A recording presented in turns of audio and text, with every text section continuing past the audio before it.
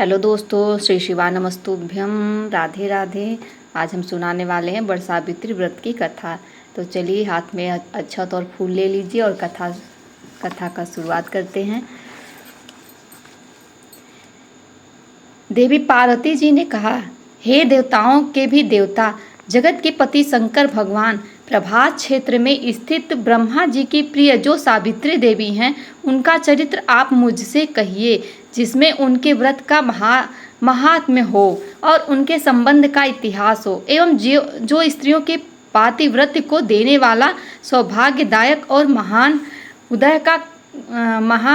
उदय का कार्य करने वाला हो। तब शंकर भगवान ने कहा कि हे महादेवी, प्रभास क्षेत्र में स्थित सावित्री के असाधारण चरित्र को मैं तुमसे कहता हूँ। हे महेश्वरी, सावित्री स्थल नामक स्थान में राजकन्या सावित्री ने जिस प्रकार से उत्तम वर सावित्री व्रत का पालन किया,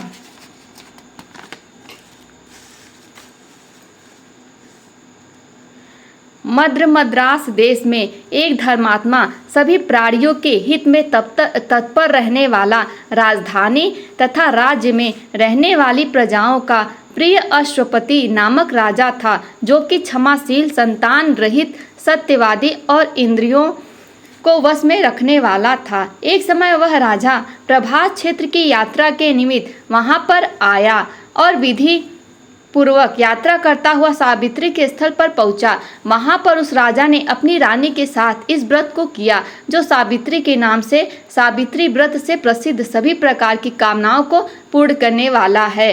भूर्भुवः स्वः, भूर्लोक भूअर्लोक स्वर्लोक, इस मंत्र की साक्षात मूर्ति बनकर स्थित श्री ब्रह्मा जी की प्रिया सावित्री देवी उस राजा पर प्रसन्न हुई। कमंडलों को धारण करने वाली वह सावित्री देवी दर्शन देने के बाद पुनः अदृश्य हो गई और बहुत दिनों के बाद उसी राजा के यहाँ देवी के समान रूप वाली कन्या के रूप में उत्पन्न हुई। सावित्री की प्रसन्नता से प्राप्त तथा सावित्री की पूजा करने के बाद हुई। अतः राजा ने ब्राह्मणों की आज्ञा से अपनी उस कन्या का नाम भी सावित्री रखा।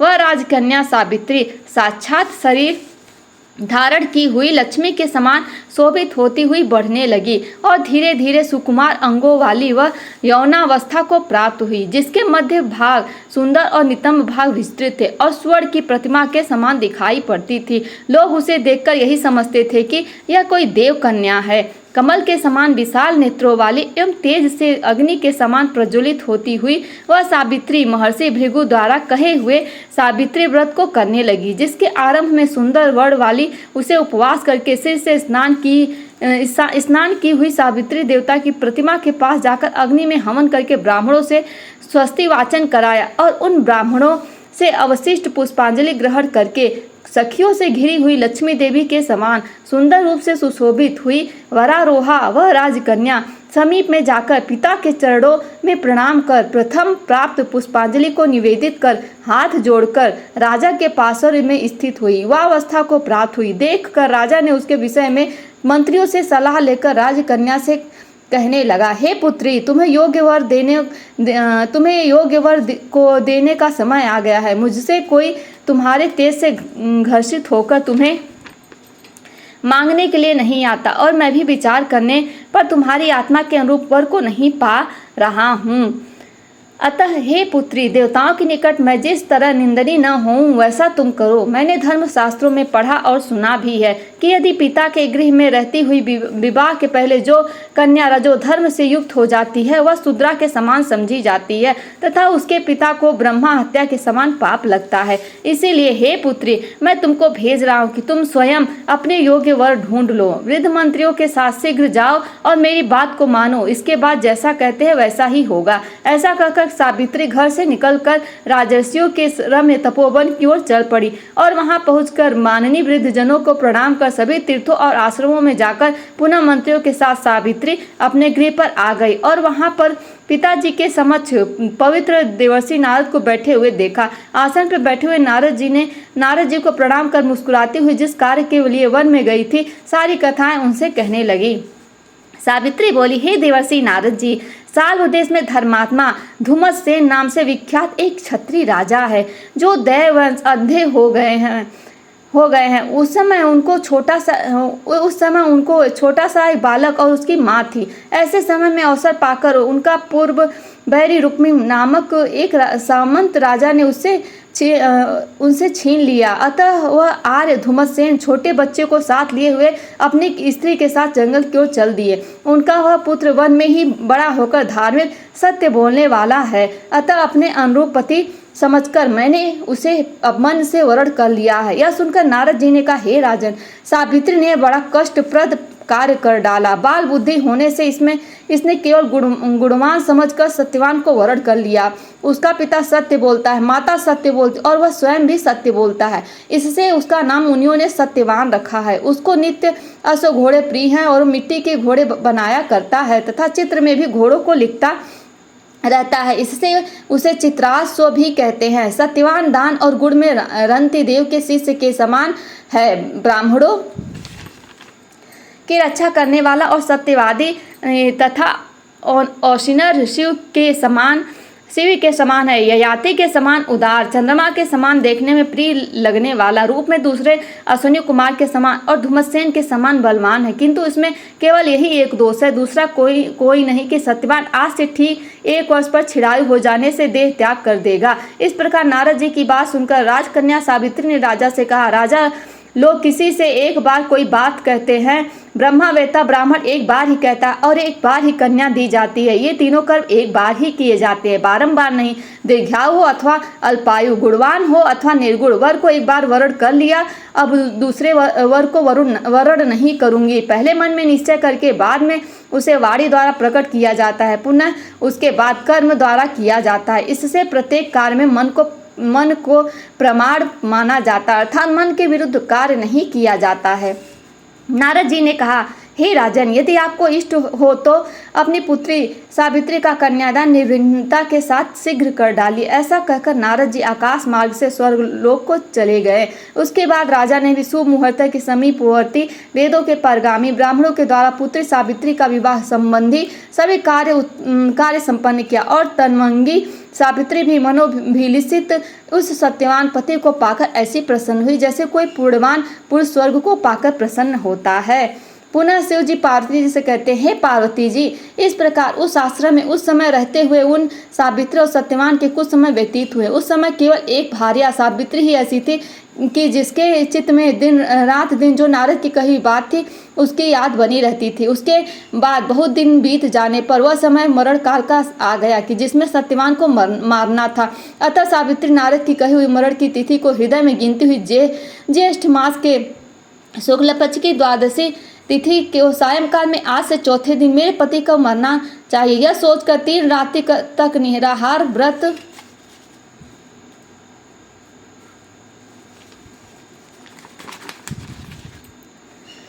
रहने का उद्देश्य रखकर रात दिन आश्रम में स्थिर रूप से रहने लगी। इसके बाद 3 रात्रि बीत जाने पर प्रातःकाल मरण तिथि वाले दिन स्नान कर देवताओं का तर्पण करने के बाद चारु हासनी सावित्री ने सास ससुर का पाद वंदन किया। उसके बाद जब कुल्हाड़ी लेकर सत्यवान जंगल की ओर चला तब जाते हुए अपने पति के पीछे पीछे सावित्री भी चली। वन में पहुंचकर सत्यवान जल्दी से फल पुष्प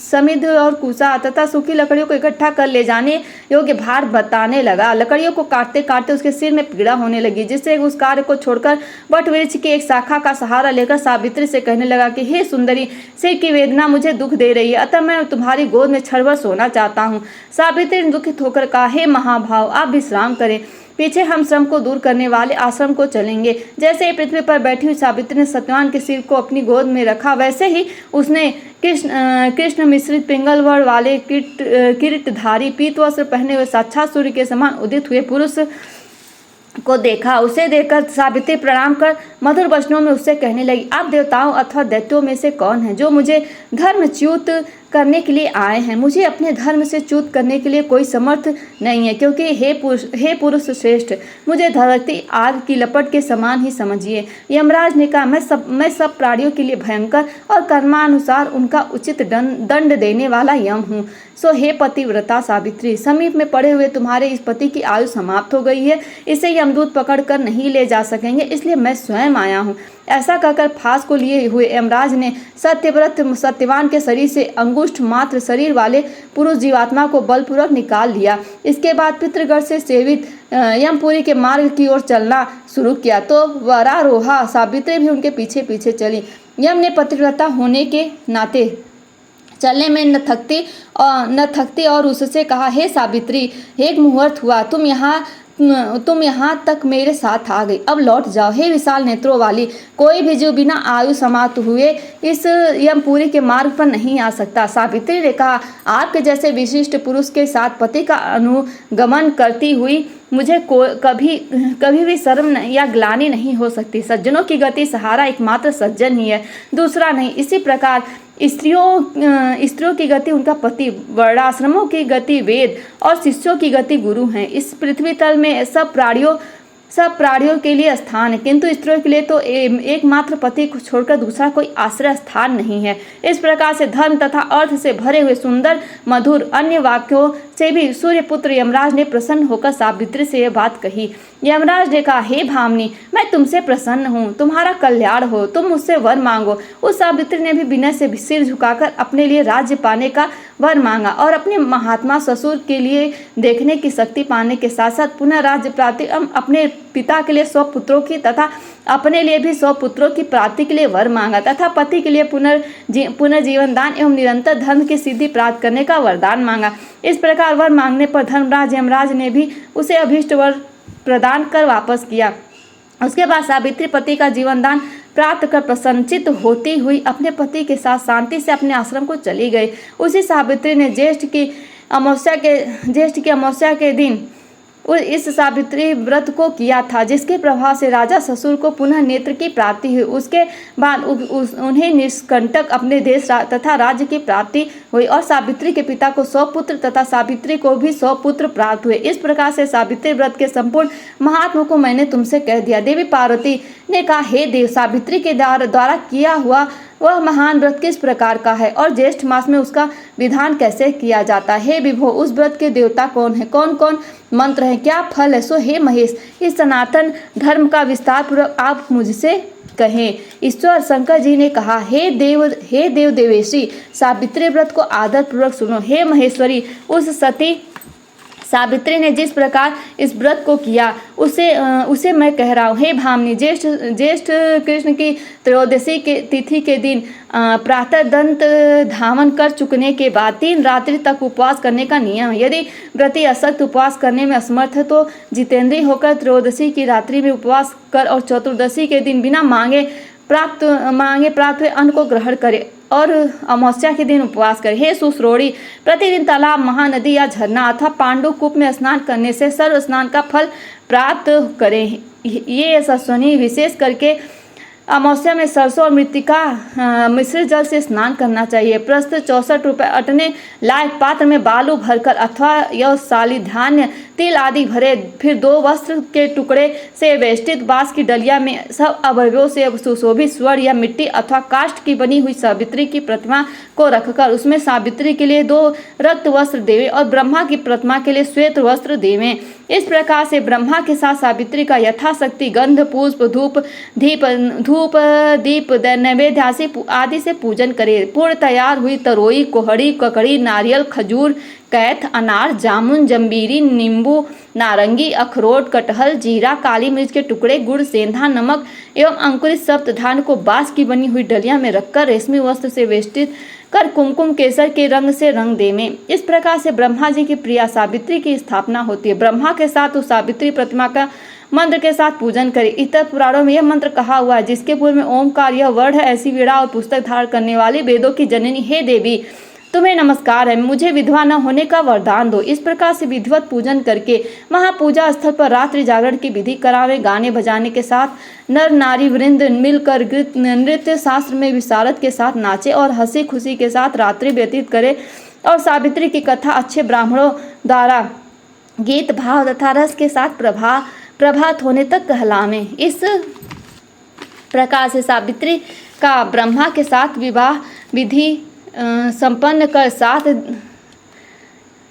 साथ द्विज दंपतियों को श्वेत वस्त्र पहनाकर सभी सामग्रियों से युक्त गृह दान देना चाहिए और वेद की ज्ञाता ब्राह्मण को सावित्री की प्रतिमा देवें। इसके बाद सावित्री कल्प, सावित्री विषय पूजा पद्धति जानने वाले, सावित्री कथा के वाचक कर्म करने वाले ब्राह्मण को इस प्रकार विधि पूर्वक वाचक, ज्योतिषी, उच्छवृत्त वाले, खलियान के बिखरे अन्न को बीन कर जीविका चलाने वाले, दरिद्र, अग्निहोत्र कर्म करने वाले ब्राह्मण को इस प्रकार विधि पूर्वक सावित्री प्रतिमा का दान दे। उसी अमावस्या की रात्रि में वट के नीचे 14 द्विज दंपतियों को निमंत्रित करे। उसके बाद प्रभात का समय में उषा काल उपस्थित होने पर भक्ष्य भोजन आदि सामग्री को सावित्री स्थल वट वृक्ष के नीचे ले आवें। बुद्धिमान जन पतिव्रता के साथ पाक बनाकर उसको यत्नपूर्वक रक्षा करके गृहिणी युक्त निमंत्रित ब्राह्मणों को बुलाकर उस सावित्री के पूजन स्थल में उनका पैर धोकर उन सबको बैठावें। हे देवी, सावित्री के समक्ष उन द्विज दंपतियों को भोजन करावें।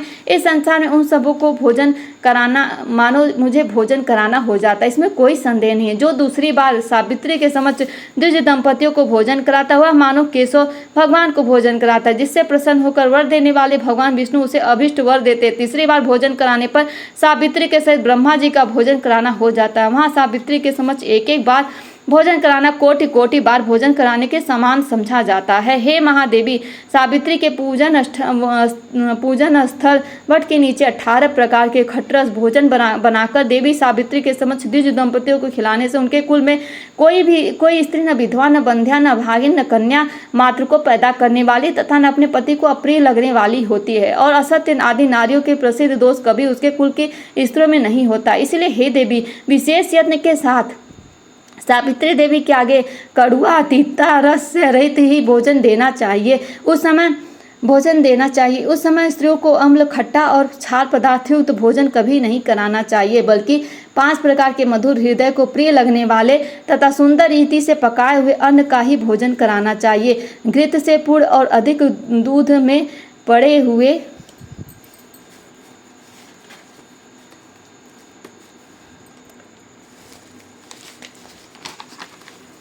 पुए बनावें और दूसरे पुए ऐसे बनावें जो वर्ती सेवई के रूप में शोक हरने से अशोकवर्तिका नाम से प्रसिद्ध है। तीसरे पुए खजूर के बने हुए होने चाहिए। चौथे गुड़ और घृत से युक्त संयाव के रूप में होने चाहिए। जो स्त्री इन सबों को दान करती है एवं स्वयं खाती हुआ पुरुषों के लिए आहार्द कारणी एवं स्त्रियों के लिए अत्यंत प्यारी, धन धान्य तथा बहुत बड़े कुटुंब वाली होती है। पुओं के दान से उसके कुल में ज्वर, संताप और किसी प्रिय के वियोग का दुख नहीं होता। अशोकवर्तिका के दान से 21 पीढ़ी तक उसका कुल बहुओं, लड़कों, अनगिनत दास दासियों से भरा रहता है। और जो स्त्रियां पुड़ियों को देती हैं उनके कुल में बहुओं के साथ साथ लड़कियां भी पुत्री होती हैं।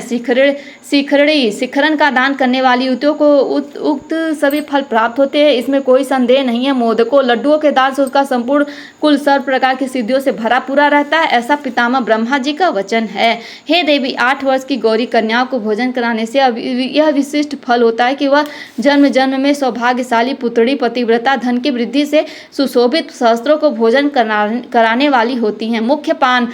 मुख्य पान पीने योग्य पदार्थ जो हृदय को प्रिय लगने वाले और मधुर हों, जैसे द्राक्षा पान, अंगूर का शरबत, गुड़ से युक्त इमली का पान, खार से बने हुए मीठे शरबत। इसके अतिरिक्त अन्य जो भी योग्य व सुगंधित पान हो उसमें उन्हें द्विज दंपतियों को देना पिलाना चाहिए। विधि पूर्वक पूजन करके उन द्विज दंपतियों को वस्त्रादि, धोती, साड़ी, कंचुकी आदि पहनाकर कुमकुम आदि सुगंधित वस्तु का लेप शरीर में लगाकर फूल माला से अलंकृत कर गंध धूप से पूजन करके अंत में नारियल देना चाहिए।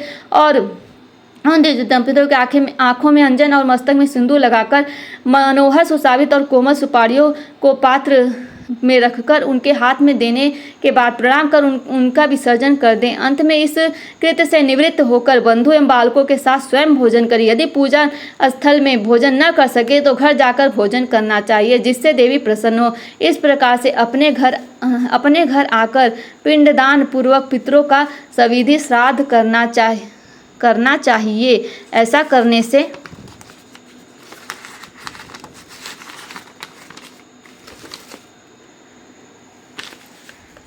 करने से उनके पितृगण ब्रह्मा के एक दिन 4 अरब 32 करोड़ वर्ष तक संतुष्ट बने रहते। तीर्थ से 8 गुना पूर्ण अपने घर में दान देने से होता है, क्योंकि दुजातियों द्वारा किए हुए श्राद्ध को नीच जन नहीं देख पाते। अतः एकांत गृह में गुप्त रूप से पितरों का श्राद्ध करना उचित होता है। नीच के देखने मात्र से ही वह श्राद्ध अतः निष्फल हो जाने से पितरों को नहीं प्राप्त हो पाता। इसलिए जहाँ तक हो सके प्रयत्नपूर्वक श्राद्ध को गुप्त रूप से करना चाहिए, क्योंकि पितरों को तृप्त देने वाले ऐसे ही श्राद्ध को ब्रह्मा जी ने स्वयं बताया है। पूर्वोक्त गौरी कन्या का भोजन कराना आदि जो क्रियाएं हैं वे उत्सर्ग कहलाती और मनुष्यों को कीर्ति प्रदान करने वाली होने से राजसी कही जाती। अपना ही चाहने वाले व्यक्तियों को कहे हुए ये दान सदा देने चाहिए। यदि सात्विक फल की चाह है तो श्राद्ध में विशेष रूप में इस प्रकार के दान देने चाहिए, जैसा कि ऊपर कहा आए हैं। हे देवी, सावित्री व्रत का उद्यापन सभी प्रकार के पापों से छुटकारा पाने के लिए मनुष्यों को अवश्य करना चाहिए। इसके करने से इच्छा या अनिच्छा से किए हुए सभी पाप तत्क्षण नष्ट हो जाते। जो लोग इस प्रकार से व्रत सावित्री की यात्रा करते हुए उनको हम इस लोक में सौभाग्य, धन धान्य, सुंदर स्त्रियां विविध रूप से प्राप्त होते हैं। इस यात्रा विधान का जो कोई मनुष्य भक्तिपूर्वक करता है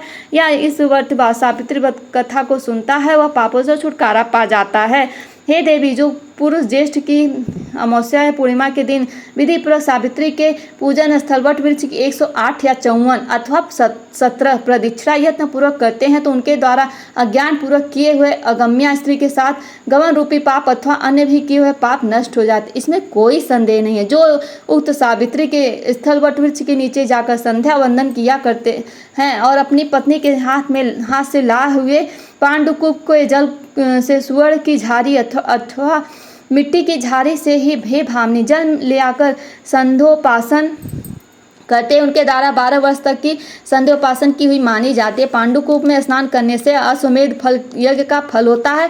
दान देने से 10 गुना फल और उपवास करने तथा सुनने से अनंत फल प्राप्त होता है। बोलो प्रेम से भोले बाबा पार्वती मैया की जय। उनसे ब्रह्मा जी सरस्वती मैया की जय। कथा समाप्त हो। यदि आपको ये वीडियो पसंद आई हो तो लाइक और शेयर कर दीजिएगा और चैनल पे नए हो तो सब्सक्राइब कर दीजिएगा। धन्यवाद।